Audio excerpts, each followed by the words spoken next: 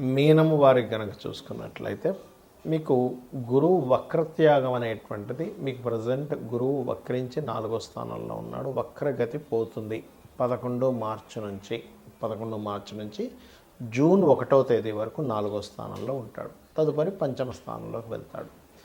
దీనివల్ల కలిగే ఫలితాలు ఏమిటి, ఏ దేవతారాధన చేసుకోవాలి, ఎటువంటి విషయాల పట్ల మీరు జాగ్రత్తగా ఉండాలి. అదేవిధంగా మీ పర్సనల్ చార్ట్లో కనుక ఏదైనా గ్రహం వక్రించి అంటే రెట్రోగ్రేషన్లో ఉంటే దానివల్ల కలిగే ఫలితాలు ఏమిటి అనేటువంటి విషయాలు చెప్తుంది నేనైనప్పటికీ చెప్పిస్తుంది సాక్షాత్ లలిత అమ్మవారిగా భావిస్తూ ఆ లలితాంబిక అమ్మవారి యొక్క అనుగ్రహం మీకు పరిపూర్ణంగా కలగాలని మనస్ఫూర్తి కోరుకుంటూ, ఇక్కడ ఎప్పుడైతే మీకు రాశిలో శని యొక్క సంచారం జరుగుతుందో కాస్త ఏలినాటి శని ప్రభావం ఒత్తిడి ఎక్కువగా ఉంటుంది, ఉండదని కాదు. అయితే గురువు 4వ స్థానంలో వక్రత్యాగం అవుతుంది కాబట్టి మార్చి 11వ తేదీ నుంచి ఎప్పటి నుంచో పలానా కోర్స్ చేయాలి అని అనుకునేటువంటి వరకు ఆ కోర్స్ సంబంధించినవి కాస్త ముందుకు కదలడము, లేదంటే నేను పలానా వస్తువు కొందాం అనుకుంటున్నాను కొనగలుగుతారు.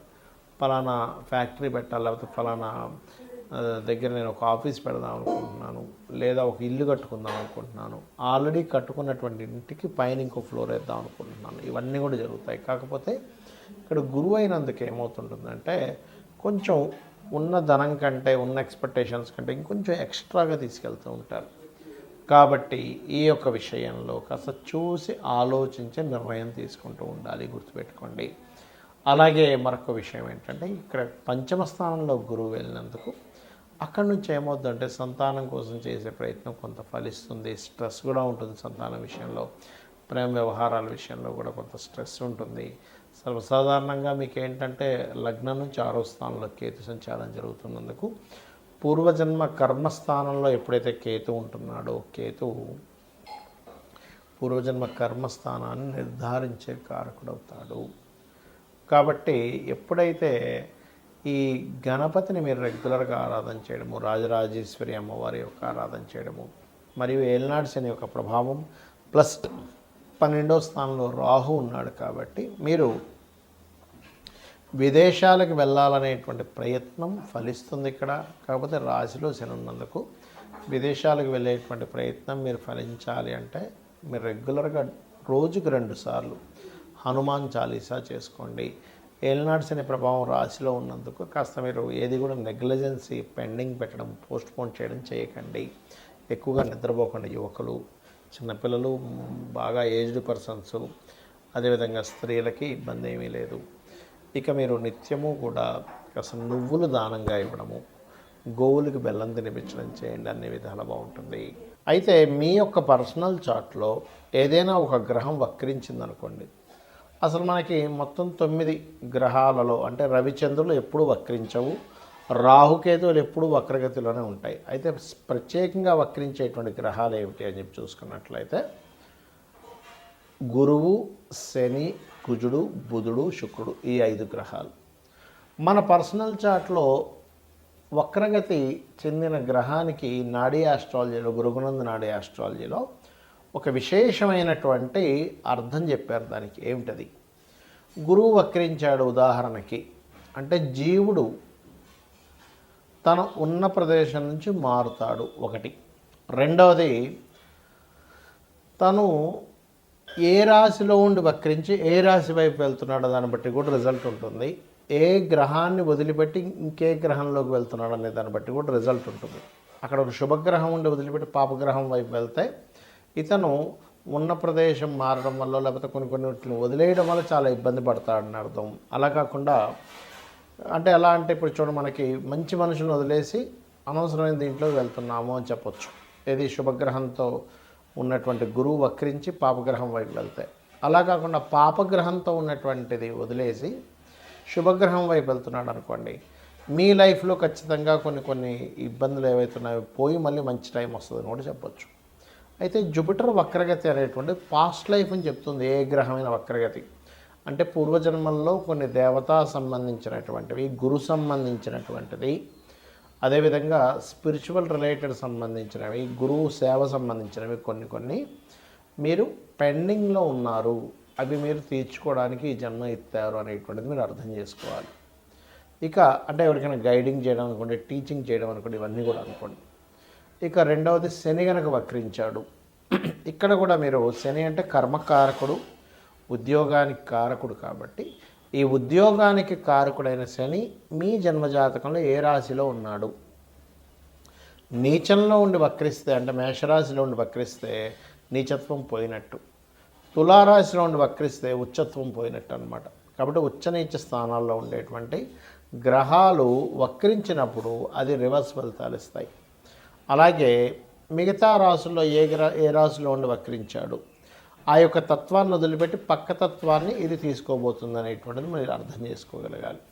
అలాగే ఇక్కడ ఏంటంటే ఎప్పుడైనా శని భగవానుడు వక్రించాడు అంటే పూర్వజన్మల్లో మనము చేయవలసినంత జాబ్ అనుకోండి, మనం ఎక్కడో మనకు ఒక జాబ్ ఇస్తే ఆ జాబ్ని సరిగ్గా చేయకపోవడం వల్ల మన కర్మలు కొన్నిటిని వదిలేసాము, పూర్తి చేయలేదు. ఆ కర్మలు కంప్లీట్ చేయడానికి ఈ జన్మలో పుట్టాము. అందుకే ఎవరైనా శని వక్రించినప్పుడు అది ముఖ్యంగా డియోల్ సైన్ వెళ్ళినప్పుడు డియోల్ కారకుడితో కనెక్ట్ అవుతున్నప్పుడు రెండు జాబులు చేస్తారు. అది ఇక మరొక విషయం ఏంటంటే ఇక్కడ ఉన్న ప్రదేశం నుంచి ఇతర ప్రదేశాలకు వెళ్తే వీళ్ళ యొక్క కెరీర్ బాగుంటుంది అనేటువంటి సంకేతం మీ జన్మజాతకంలో కనుక శని వక్రించాడంటే. ఇక కుజుడు వక్రించాడు, అది ఉండే కండిషన్ బట్టి అంటే ఇప్పుడు కుజుడు కనుక వక్రించి మంచి స్థానం వైపు వెళ్తూ ఉంటే భూముల వల్ల కలిసి రావడము, కుజుడు కనుక వక్రించి ఏ కేతు గ్రహంతో లేకపోతే కొన్ని పాపగ్రహాలతో కలిస్తే భూముల వల్ల ఇబ్బంది రావడము, అదేవిధంగా అన్నదమ్ముల వల్ల ఇబ్బంది రావడము, మనిషి యొక్క మనకి వెన్నుముక్క అంటారు, వెన్నుముక్కకు సంబంధించిన బ్లడ్ సంబంధించిన జీవిత భాగస్వామిలో ముఖ్యంగా స్త్రీలకి భర్త సంబంధించినటువంటి విషయాల్లో ఉంటుంది. అదేవిధంగా మరొక విషయం ఏంటంటే పరాక్రమకారకుడు కాబట్టి ఏ స్థానంలో ఉండి వక్రించాడని చూడాలి. 4లో ఉండి వక్రిస్తే 3లోకి వస్తున్నాడు కాబట్టి పరాక్రమం ఉంటుంది. అంటే ఇక్కడ ఏంటంటే అది ఎన్ని డిగ్రీల్లో ఉండి వక్రించింది, ఏ నక్షత్రంలో ఉండి వక్రించింది, ఏ రాశిలో ఉంది వక్రించింది, వక్రించిన తర్వాత ఏ గ్రహాలు అనేది కనెక్ట్ అవుతుంది అనేది ముఖ్యంగా చూడాలి వక్రించిన గ్రహం మూలంగా. అలాగే బుధుడు శుక్రుడు. బుధుడు వక్రించాలంటే దాని అర్థం ఏమిటంటే నాలెడ్జ్ షేర్ చేయడానికి పుట్టావు నీవు ఎంత నాలెడ్జ్ని షేర్ చేస్తూ ఉంటే లైఫ్లో అంత ఎదుగుతూ ఉంటావని దీని యొక్క అర్థం.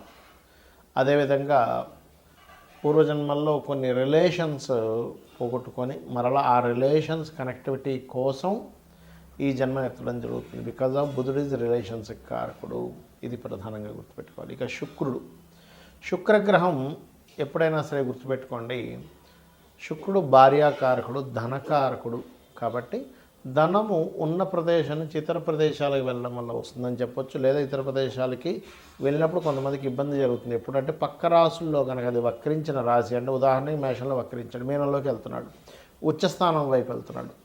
అలా కాకుండా మీనంలో ఉచ్చస్థానంలో వక్రించాడు, ఉచ్చస్థానం పోగొట్టుకుంటుంది. అదేవిధంగా ఏ రాశిలో అయినా శుక్రుడు వక్రించినప్పుడు ఆ వెనక రాశిలో ఉండే ప్లానెట్ ఏమిటి, ఆ వెనక రాశిలో ఉండే ప్లానెట్ యొక్క స్థితి ఎలా ఉంది కూడా చూసుకోవాలి. ఇక మీరు ఈ గ్రహాలు వక్రించినప్పుడు దానికి సంబంధించిన అంటే కొంతమందికి స్త్రీలతో ఇప్పుడు శుక్రుడు అనుకోండి, స్త్రీలకు చేయాల్సినవి కొన్ని బ్యాలెన్స్ ఉండిపోయాయి. అంటే చెల్లి అనుకోండి, భార్య అనుకోండి. అదేవిధంగా అందుకే కొంతమంది సప్తమంలో కనుక ఏదైనా శుక్రుడు వక్రిస్తే జీవిత భాగస్వామి దూరంగా వెళ్ళడం, జీవిత భాగస్వామితో ఏదో కారణం చేత దూరంగా ఉండడం కూడా జరుగుతుంటుంది లగ్న సప్తమాల్లో వక్రించినప్పుడు. ఇక ఇవన్నీ ఒక ఎత్తు అయితే మీ పర్సనల్ చార్ట్లో మనం గోచార ఫలితాలు ఎలా అయితే చెప్పుకుంటున్నాం, పర్సనల్ చార్ట్లో ఉండేటువంటి లగ్నం నుంచి 12 భావాధిపతులు ఎలా ఉన్నాయో చూసుకోవాలి. అంతేగాని ఎల్నాటి శని వల్లే నాకు ఇబ్బంది వస్తుంది, కాల్సపు దోషం వల్ల ఇలా వస్తుందని అనుకోవడం కాదు.